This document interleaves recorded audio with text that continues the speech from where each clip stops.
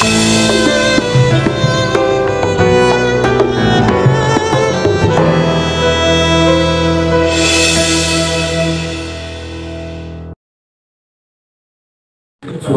الذين أنعمت عليهم غير المغضوب عليهم ولا الضالين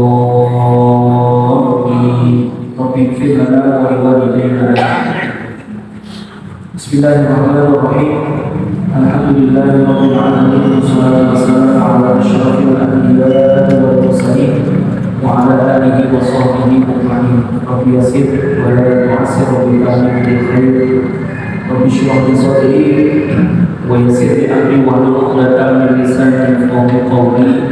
Qul subhanaka la ilma lana illa ma 'allamtana innaka antal 'alimul hakim.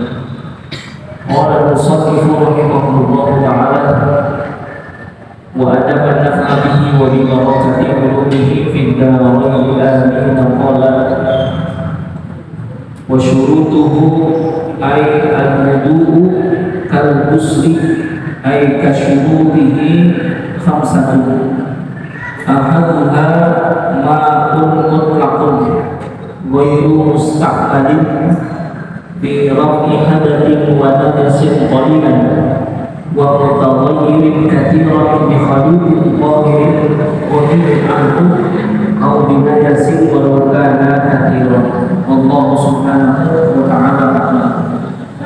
Hadirin jamaah sekalian yang saya hormati dan saya muliakan, dan mudah-mudahan selalu dimuliakan oleh Allah Subhanahu wa taala. Alhamdulillah pada kesempatan malam hari ini di awal daripada bulan Rajab yang mulia, kita masih diberikan banyak nikmat oleh Allah Subhanahu wa taala, nikmat iman, nikmat Islam, nikmat ukhuwah serta nikmat-nikmat yang lainnya. Mudah-mudahan seluruh nikmat itu ada pada diri kita sehingga kita bisa terus meningkatkan kualitas ketakwaan kita kepada Allah Subhanahu wa taala. Salawat beriring salam selalu tercurah dilimpahkan kepada baginda dan insan kita Muhammad sallallahu alaihi wasallam, kepada para keluarga dan sahabatnya. Mudah-mudahan kita senantiasa istiqomah menjalankan syariatnya sehingga kelak nanti di yaumil qiyamah kita mendapatkan syafaat. Amin ya rabbal alamin. Jadi jamaah sekalian yang saya hormati dan saya muliakan, kita lanjutkan bacaan kita masih dalam pembahasan faslun syurutus sholati khamsatun. Salah satu fasal yang bicara tentang syarat-syarat sholat ada 5. Yang pertama adalah taharatul hadatsin wa janabatin, yaitu suci daripada hadas dan janabah. Yang paling utama daripada penyebutan tentang taharah yaitu falula al-wudu, yaitu wudu.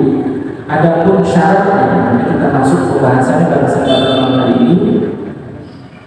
Wa syurutuhu kal-ghusli, adapun bicara tentang wudu syaratnya sama seperti mandi. Mandi janabah maksudnya, bukan mandi dalam konteks secara umum yaitu mandi adat. Jadi kan kalau mandi secara adat ya adalah mandi kita biasanya orang Indonesia kalau mandi pagi sore. Dan beda dengan orang Eropa. Orang Eropa mandi jarang karena pada suasana musim dingin. Ya. Kalau di kita ya tidak ada musim dingin, ada musim panas sama musim hujan. Tapi kalau sekarang tambah lagi musim durian. Di Indonesia kebanyakan musim durian, musim rambutan. Tapi kalau di luar sana karena musim dingin mereka jarang mandi. Tapi kalau kita bicara mandi secara umum, keadaan itu mandi yang biasa. Tapi yang masuk dalam tohar di sini adalah mandi dalam rangka mengangkat hukum hadas. Jadi hadas itu ada yang kecil, ada yang besar. Kalau hadas kecil cukuplah dengan berwudu. Ketika hadas besar, maka wajib hukumnya dengan mandi. Nah di sini wasyurutuhu kal-ghusli, adapun syarat yang wudu sama juga seperti dengan mandi. Yang pertama adalah ahaduha ma'un mutlaqun. Jadi orang wudu itu syarat yang pertama adalah menggunakan air yang mutlak. Air mutlak itu nanti dalam kategori qahirun bi nafsihi wa mutahhirun bi ghairihi. Jadi air mutlak itu adalah air yang suci dan bisa mensucikan. Karena memang ada nanti ada air yang suci tapi tidak mensucikan. Kayak kopi itu suci apa enggak? Suci. Buktinya suci apa? Tapi kira-kira orang kalau wudhu ada orang istinja pakai kopi bisa nggak? Nggak bisa. Silakan. Nggak bisa. Kenapa? Dia itu termasuk air yang suci tetapi tidak mensucikan. Tapi yang menjadi syarat utama ketika orang berwudu itu adalah ma'un mutlaqun ghairu musta'malin, yaitu air yang suci yang bukan musta'mal. Apa itu kategori musta'mal di dalam ini? Yang dikatakan musta'mal itu adalah air yang sudah digunakan untuk apa? Raf'i hadatin wa najasin qalilan. Itu air yang sedikit dan air itu sudah dipakai untuk bersuci atau untuk mengangkat hadas atau membersihkan najis, maka air itu termasuk air yang musta'mal. Nanti dalam fikihnya mazhab Imam Syafi'i berlaku yang namanya air musta'mal. Air musta'mal sudah nggak bisa lagi dipakai untuk bersuci. Tapi nanti dalam mazhab yang lain, tapi kita nggak bicara mazhab yang lain ya, karena kita konsep di dalam mazhab Syafi'i yang sekarang kita pakai sehari-harinya. Karena kata ulama, kalau kita mau mencampur adukan bicara tentang mazhab, itu namanya talfik. Talfik dalam bermazhab tidak dibenarkan, karena bisa jadi khawatir ada orang yang giliran enak dia pindah semua. Tidak enak, pindah mana, itu yang dikhawatirkan. Dulu pernah Pak, ini ada kasus ya, ketika bicara tentang talfik itu nggak boleh kita berkata. Itu ada di TV ya. Kita kan biasanya kalau ada dai, ada balik yang udah masuk TV, kita masalahnya wah hebat dia masuk TV. Padahal ketika itu Majelis Ulama Indonesia banyak datang kepada balik atau dai-dai yang pada aktif di TV. Kenapa? Karena banyak dari mereka yang bicara tentang urusan syariat gampangin. Ya, pernah dulu ada kasus pertanyaan di TV itu bagaimana menyikapi ketika ada orang yang melaksanakan tawaf di Ka'bah. Dalam mazhab Syafi'i, salah satu yang membatalkan wudu adalah apa? Bersentuhan. Ya, laki-laki dengan perempuan yang sama-sama balik dan yang bukan mahramnya dan tanpa halangan kulit dengan kulit, maka batal itu wudunya. Nah sekarang pertanyaannya, bagaimana kondisinya kalau kita sedang tawaf di Ka'bah? Dalam hadis Nabi mengatakan at-tawafu bil Ka'bah as-shalah. Orang yang tawaf di Ka'bah sama seperti sholat. Orang punya hadas tidak boleh tawaf. Yang baik itu hadas kecil, apalagi hadas besar, tidak bisa tawaf di Ka'bah. Karena tawaf di Ka'bah itu sama seperti sholat. Salah satunya suci daripada dua hal. Nah sekarang orang tawaf di Ka'bah emang dipisahkan tak? Jadi satu nyambung kan? Orang tawaf, orang sa'i kan nyambung, jadi bisa laki-laki dan perempuan. Lalu bagaimana kondisi kita? Yang ketika kita bermadhab Imam Syafi'i, ketika bersentuhan laki-laki dan perempuan yang bukan mahramnya, yang kedua-duanya adalah akil balik, ya. Karena nanti kalau yang satu akil balik, yang satu anak-anak, laki-laki dan perempuan, ya. Perempuan itu masih anak-anak, sentuhan tidak batal. Karena syarat dalam mazhab Syafi'i adalah kedua-duanya akil balik, gitu ya. Nah ini orang tua kan nyambung, apalagi dalam kondisi yang luar biasa padatnya itu, ya, indah zahmah, orang tua baru bersentuhan laki-laki. Nah itu ketika itu kasusnya di TV, nah dia ditanya tuh, mubaliknya ditanya sama jamaah, bagaimana kondisi kita ketika kita tawaf di Ka'bah, sedangkan kita tawaf di Ka'bah mesti suci dari dua hadapan. Lalu ketika kita punya wudu, lalu bersentuhan laki-laki dengan perempuan, otomatis wudu kita batal.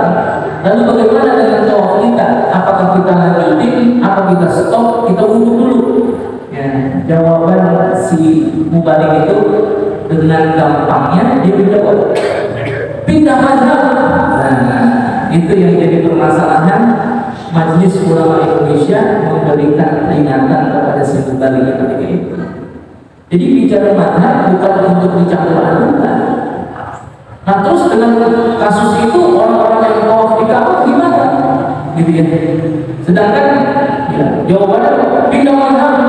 Udah, kalau pindah mazhab karena dalam mazhab yang lain laki-laki dengan perempuan bersentuhan kagak batal tentunya, maka terus tawafnya dengan cara apa? Pindah mazhab. Nah, itu jawaban itu tidak diterima oleh Majelis Ulama Indonesia. Karena apa? Khawatir orang yang mencampur adukan mazhab itu nanti akan menjadi sulit, ya. Nanti Pak, nanti dalam bab wudu ini orang ketika dia harus wudu dengan mazhab yang lain, mazhab Imam Maliki, kalau wudu tidak layak mazhab Imam Syafi'i. Kalau kita Imam Syafi'i mazhabnya kalau wudu rambut itu, kepala yang dibasuh itu hanya masbuh ba'dur ra'si, hanya menyapu sedikit dari sejajar dari bagian daripada kepala kita. Tapi kalau mazhab Imam Maliki kudu semuanya, kudu pula basah semua. Berarti kalau kita wudunya cara Imam Syafi'i, batal wudunya sama juga mazhab Syafi'i, tidak bisa pindah. Makanya jangan ngambil enaknya. Tapi ada solusinya, ada. Imam Nawawi dalam Ibadul Manasik penjelasan beliau, orang ketika bicara beramal mengerjakan sesuatu kudu pakai ilmu begitu ya. Yang Syekh meluruskan dalam matan surat kita mengatakan kullu man bi ghairi ilmin ya'malu a'maluhu mardudatun la tuqbal. Barang siapa yang beramal tanpa pakai ilmu maka amalnya ditolak. Mardudatun la tuqbal, tidak diterima. Karena apa? Pakai ilmu. Nah, ini orang-orang bantal wudunya apakah tidak bersentuhan laki-laki dengan perempuan? Nah, Imam Nawawi dalam mazhab Syafi'i juga gitu, memberikan solusi. Apa solusinya? Inda zahmah, dalam kondisi yang sangat berdesakan, ya, sangat berdesakan. Kita kalau sekarang Pak nyari waktu untuk tawaf yang kagak rame, nggak bisa. Karena apa? Ka'bah itu selalu ramai. Ada sepinya itu. Musim haji ya ramai, musim umroh ya udah. Malam Jumat apalagi tuh ramai kayak apa? Kita tak senang kita. Nah, kata Imam Nawawi dalam Ibadul Manasik, ini Imam Nawawi ya, bukan Syekh Nawawi. Kalau Syekh Nawawi ini kitabnya kita baca Al-Bahri. Kalau Imam Nawawi itu dari Syria jauh masa hidupnya dengan Syekh Nawawi. Kalau Syekh Nawawi udah abad ke-18, tapi kalau Syekh Imam Nawawi di Syria jauh permulaan daripada tabi'in. Imam Nawawi beliau mengatakan indah zahmah, dalam keadaan yang berdesakan, maka apa? Diperbolehkan kita untuk melanjutkan tawaf kita sampai selesai walaupun kita bersentuhan laki-laki dengan perempuan, dengan syarat ketika itu bersentuhan lanjutin aja, nggak usah pakai nyari-nyari. Sentuh tadi siapa yang nyentuh gua? Nah, nggak usah, terus aja. Makanya salah satunya orang ketika tawaf itu sama seperti orang sholat, berarti orang yang tawaf apa ini? Khusyuk. Orang kita kan tahu orang Malaysia kalau tawaf apa ini? Selfie. Kalau tawaf kan bawa kamera. Padahal Nabi mengingat itu at-tawafu bil Ka'bah as-shalah. Orang yang tawaf di Ka'bah itu seperti sholat. Orang sholat apa itu? Khusyuk, boleh tengok kanan kiri, ya. Nah, ini orang lagi tawaf, selfie, ya, atau video call. Nah, bapak di depan Ka'bah kita lagi tawaf, ya. Nah, itu aja. Atau beres yang Indonesia begitu. Di sana orang Indonesia banyak banget yang pada berdoa, yang pada hadir, kelakuannya kita resep itu orang Indonesia. Ya saya juga orang Indonesia sih, tapi mudah-mudahan kita enggak begitu. Nanti kalau dapat kesempatan hadir, di depan tamu jangan pada selfie, musyawat seperti sholat. Jadi bersentuhannya kita laki-laki dengan perempuan tadi bukan tidak ada untuk kita, tapi apa? Indah zahar itu artinya berkesan.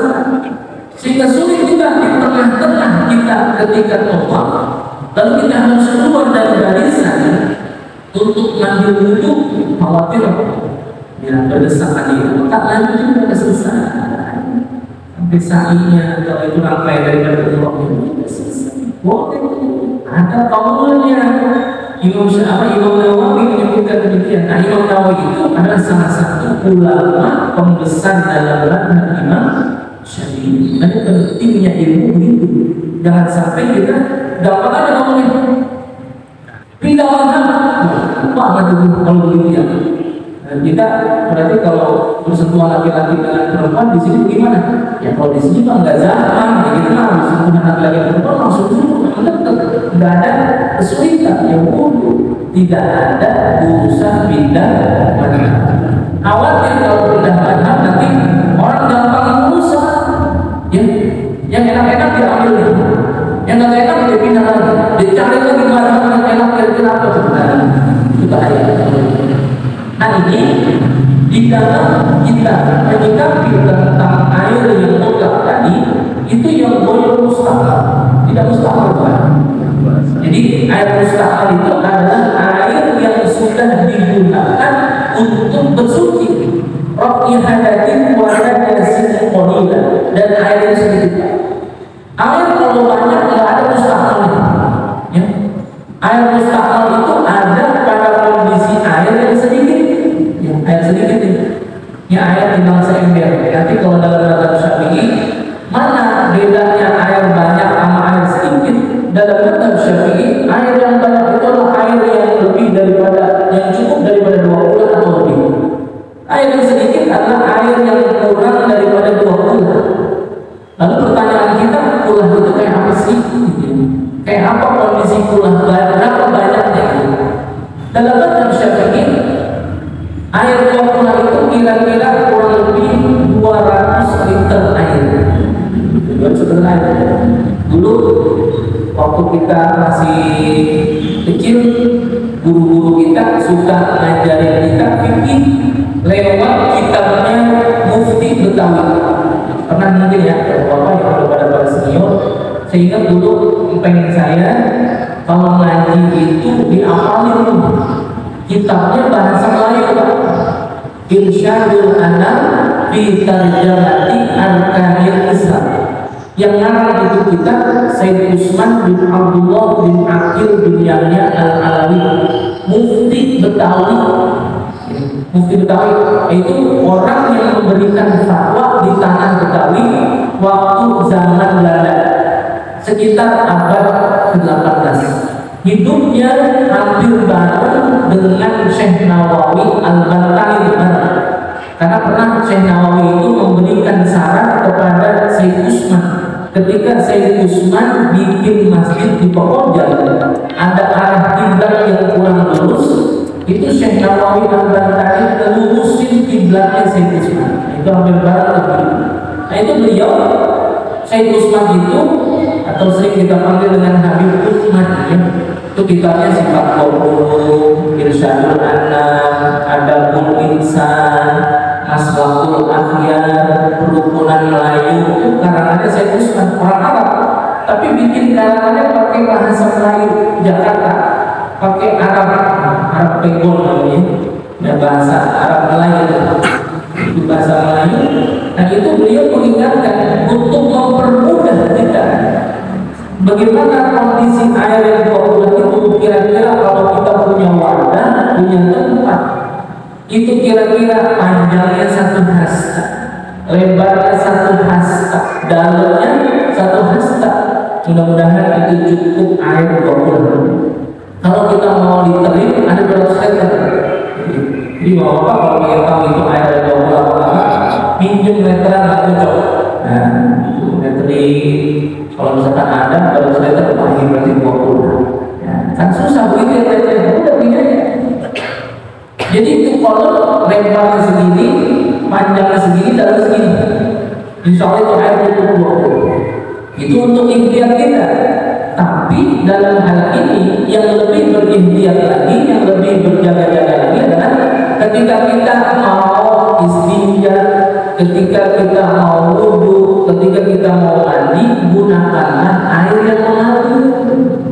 Yang khawatir kalau air di wadah lalu itu tidak cukup 2 bulan, nanti penyebutannya masuk dalam kategori qalilan, air itu sedikit. Lalu ketika kita gunakan untuk bersuci, sedangkan air yang sudah digunakan untuk bersuci, kalau air itu sedikit, air itu jadi mustakmalun.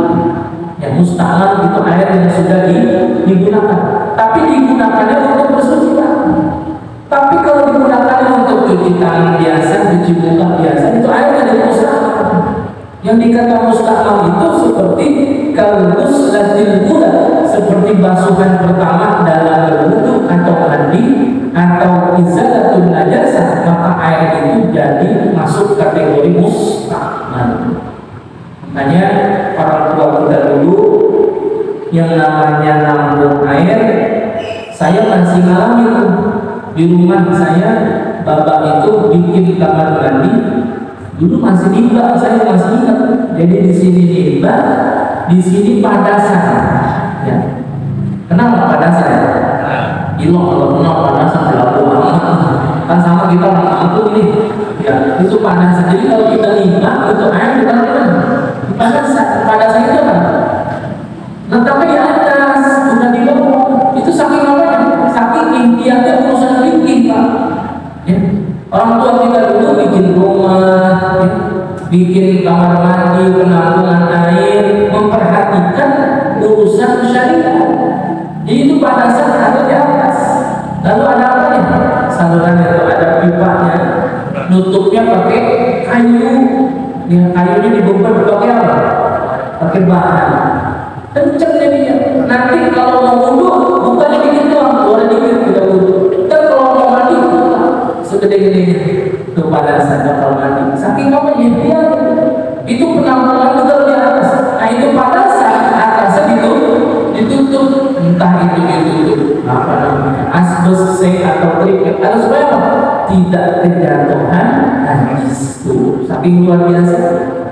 Karena bisa jadi pada saat itu sebetulnya volume airnya itu nggak mencukupi daripada 2 bulan, gitu. Sehingga berikhtiar itu gimana?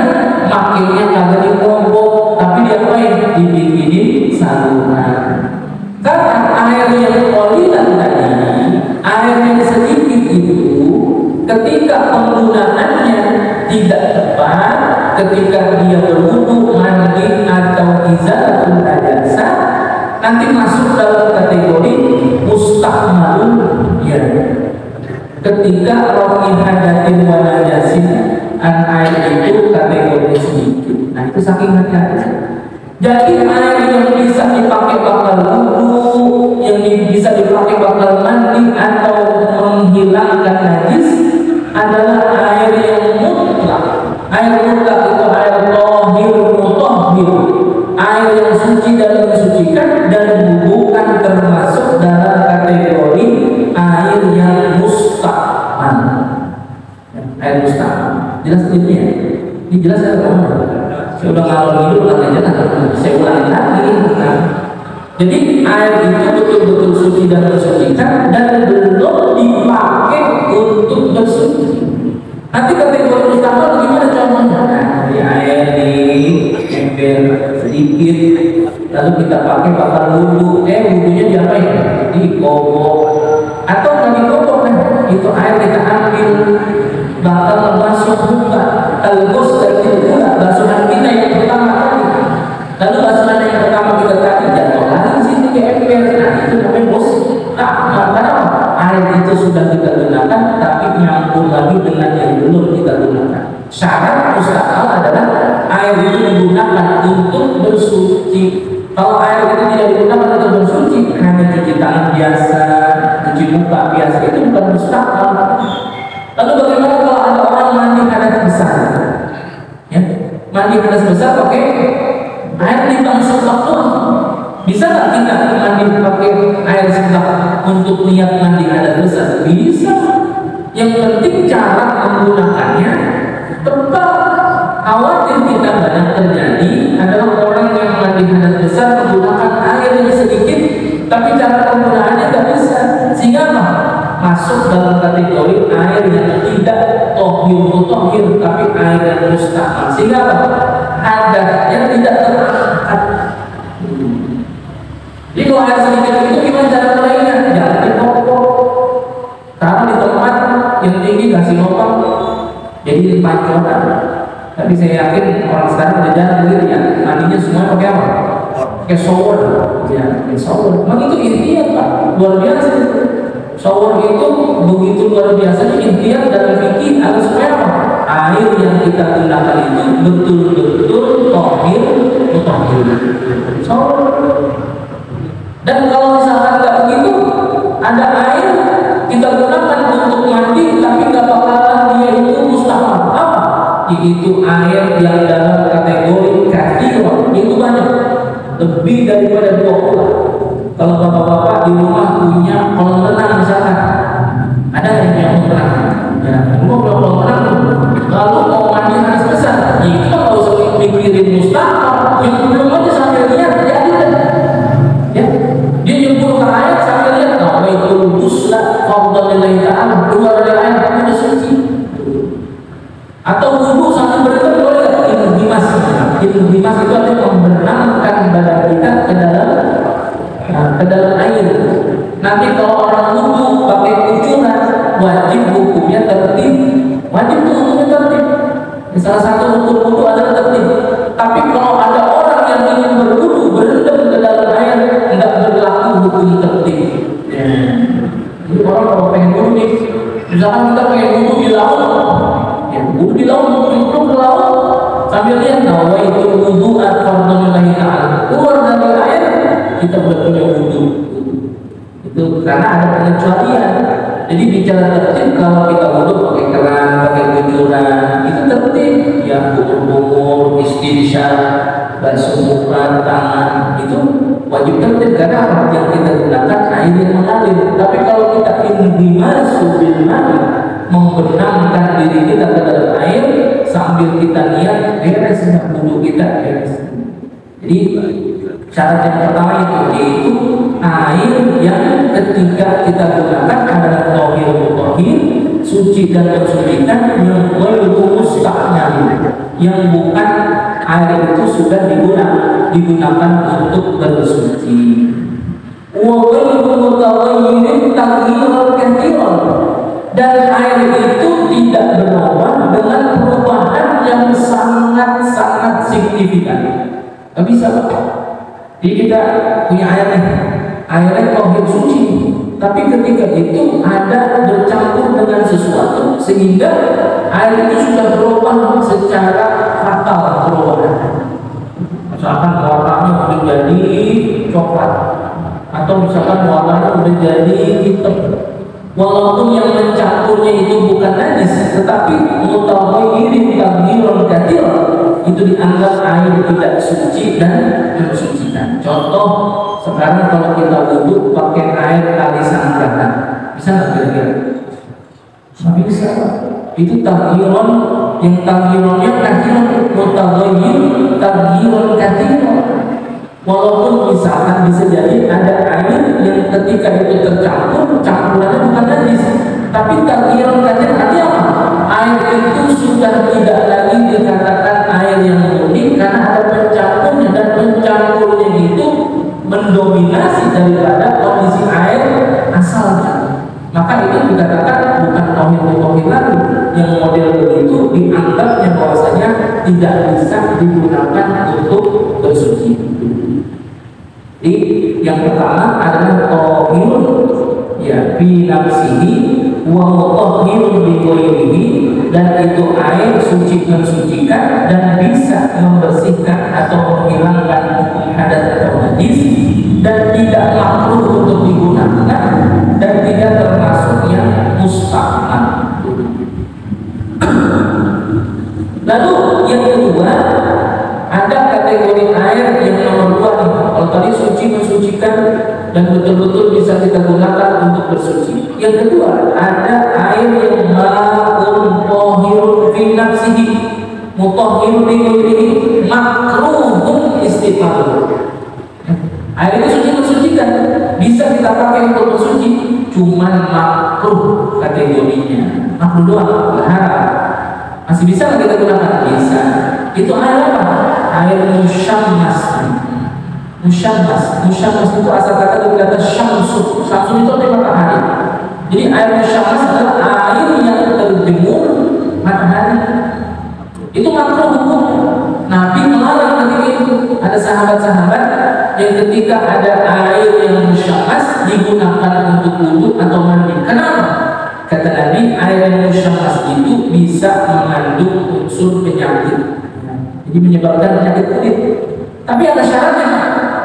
Air musyammas itu syaratnya air yang terjemur matahari, yang terjemurnya secara langsung, dan wadah tempat airnya itu terbuat dari logam. Kalau wadahnya itu terbuat dari plastik, dari karet, itu nggak masuk musyammas.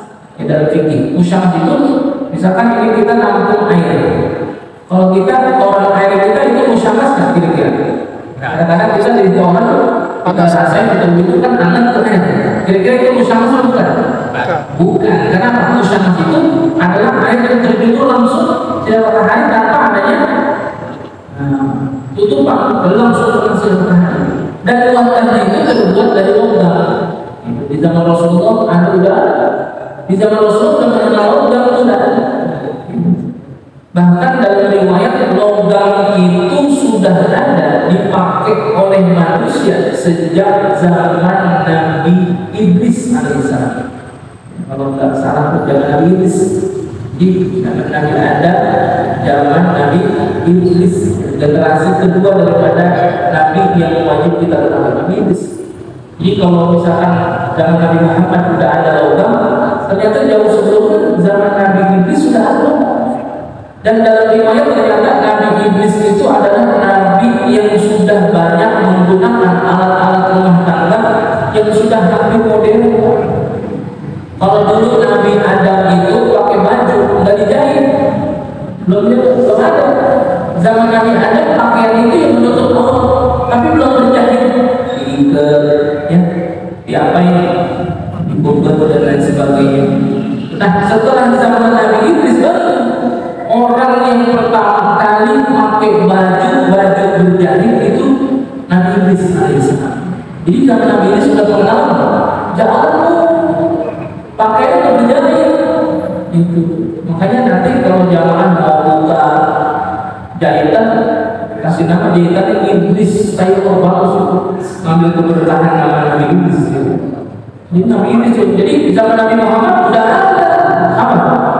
Wadah dari logam, alat-alat rumah tangga itu dari besi, dari logam dan sebagainya, itu dikenal.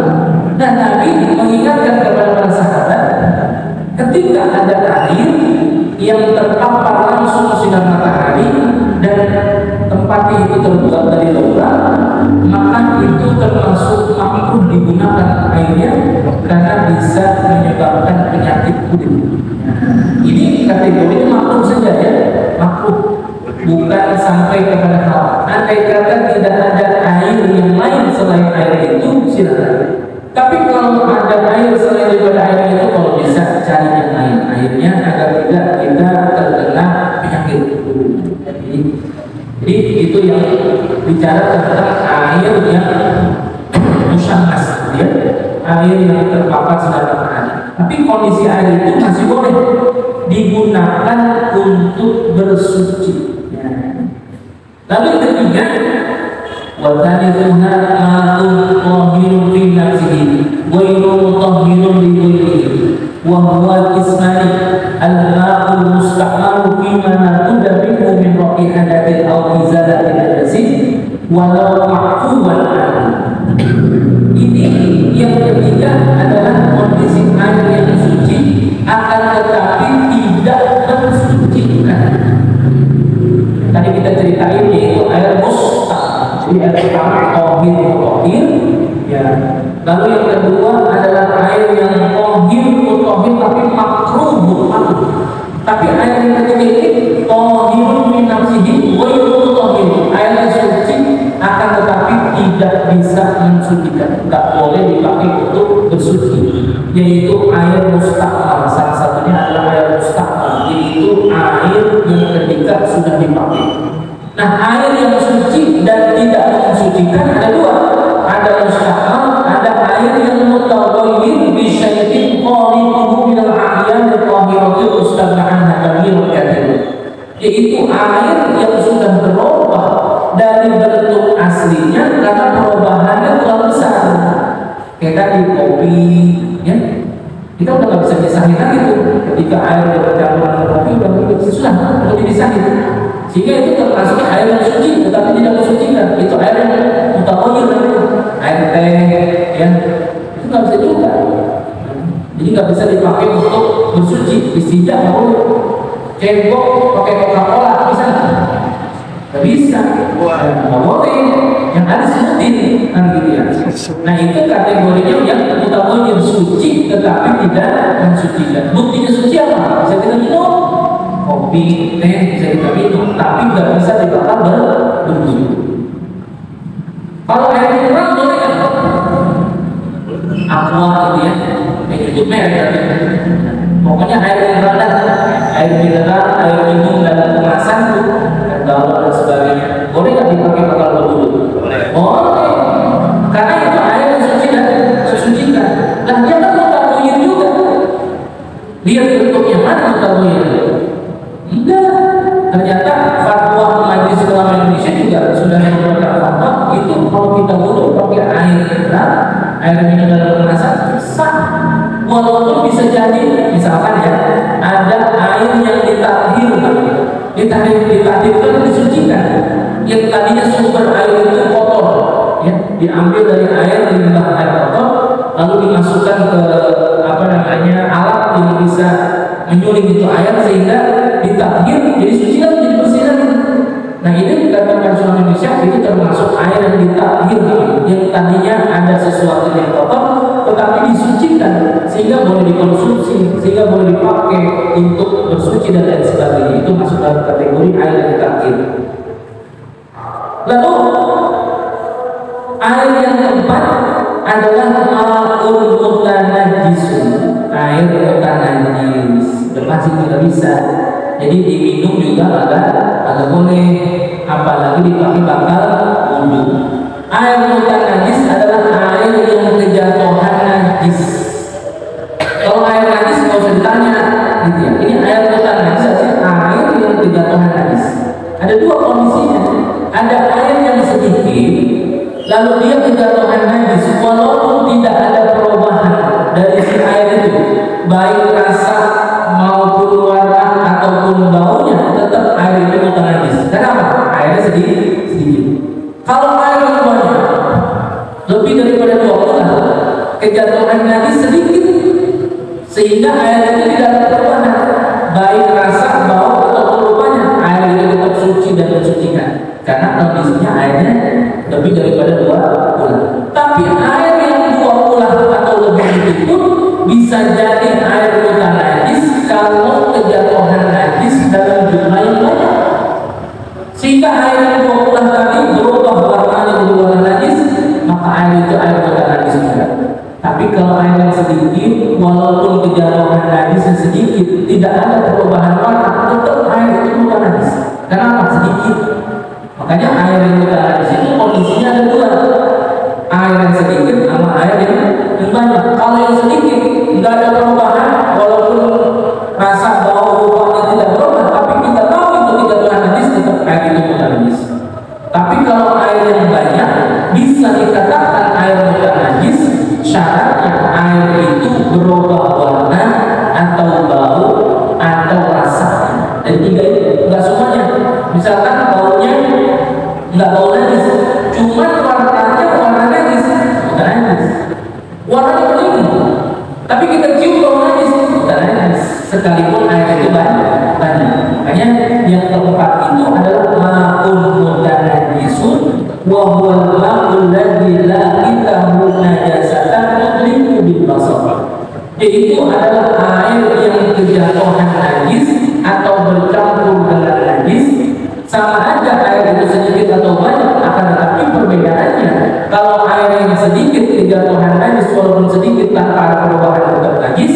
Tapi kalau air yang banyak ketika disebut mutan najis syaratnya harus ada perubahan. Kalau berubah seperti warna atau bau atau berubah yang najis, maka jadilah air itu mutan najis. Itulah 4 kondisi air yang ketika tadi disebutkan syarat daripada orang berwudu itu adalah wajib hukumnya menggunakan air yang mutlak. Ya, berarti kondisi air yang mana? Kondisi air yang paling tinggi derajatnya adalah air yang mutlak. Itu air yang qahirun fi nafsihi wa qahirun li ghairihi. Air itu suci dan bisa mensucikan. Artinya air itu bisa dipakai untuk mengangkat hadas. Bagaimana dengan kondisi air yang kedua? Air yang kedua kondisinya makruh doang, masih boleh dipakai. Air yang ketiga nggak boleh karena mustahil atau mutahoir. Yang keempat apalagi itu air yang mutan najis atau air yang kejatuhan najis. Sehingga kalau kita mendapati yang kondisi-kondisi air yang nomor 3 atau 4, yang dipastikan bersucinya kita baik itu wudu ataupun mandi atau menghilangkan najis, maka tidak sah. Karena syarat yang pertama air yang kita gunakan adalah air yang suci dan mensucikan. Dan kita yakinnya kita sekarang sudah berikhtiar lah. Sebenarnya ada yang totalnya, ada yang penampungan air yang tinggi tempatnya dan jumlah yang banyak lalu tertutup dan lain sebagainya. Itu salah satu ikhtiar kita dalam rangka orang Islam ketika bicara tentang syariatnya, dia wudu, dia mandi, dia menghilangkan najis, itu harus berhati-hati dalam urusan menggunakan air. Jadi mudah-mudahan ada manfaatnya. Insya Allah kita sambung lagi dalam bahasan yang selanjutnya, yaitu amma hajarul istinja. Jadi boleh juga ketika keberadaan air ternyata orang ada yang istinja menggunakan batu atau sejenisnya. Allah Subhanahu wa ta'ala ila Nabi Al-Fatihah. A'udzu billahi minasyaitonir rajim. Bismillahirrahmanirrahim. Alhamdulillahirabbil alamin arrahmanir rahim maliki yaumiddin. Iyyaka na'budu wa iyyaka nasta'in ihdinas siratal mustaqim siratal ladzina an'amta 'alaihim ghairil maghdubi 'alaihim waladdallin. Bismillahirrahmanirrahim. Alhamdulillahirabbil alamin. Allahumma shalli 'ala sayyidina Muhammad wa 'ala ali sayyidina Muhammad. Allahumma aghfir lana fi al-arifin wa faqihna fi ad-din wa ja'alna min al-'alamin 'alamin wa radina wa sallallahu alaihi wa sallam bi rahmatika ya arhamar rahimin. اللهم إنا نسألك علما نافعا وعملا صالحا ورزقا حلالا وخيرا كثيرا برحمتك يا أرحم الراحمين. اللهم أعطنا بالعلم وزينا بالحلم وأكرمنا بالتقوى وجميعنا بالعافية. ربنا آتنا في الدنيا حسنة وفي الآخرة حسنة وقنا عذاب النار. صلى الله على سيدنا محمد وعلى آله وصحبه أجمعين والحمد لله رب العالمين. Terima kasih. Mohon maaf.